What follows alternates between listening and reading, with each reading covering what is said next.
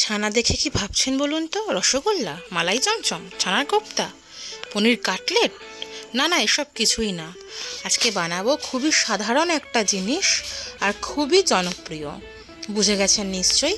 ছানা নিয়ে তার মধ্যে 2 চামচ ময়দা, 2 চামচ গুঁড়ো দুধ আর 1 চামচ পরিমাণ ঘি দিয়ে খুব ভালো করে আগে হাতের সাহায্যে মিশিয়ে নিয়ে এবার খুব ভালো করে দলে নিতে হবে।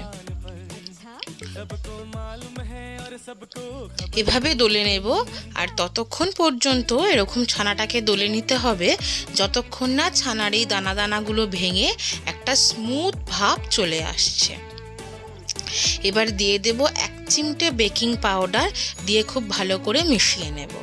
এবারে লুচির যেরকম লেচি কাটে সেরকম লেচি নিয়ে একটা থালার উপরে হাতের সাহায্যে লম্বা করে রেখে ঠিক যেরকম দেখিয়েছি এইভাবে প্যাঁচ দিয়ে নিলেই তৈরি আমাদের ছানার প্যাঁচ। এরকম করে একে একে সবগুলোকে গড়ে নিতে হবে। এবার চলুন কড়াইতে তেল দিন। তেল গরম হলে, হালকা গরম হলে এবার এক এক করে সবগুলো ছেড়ে দেব।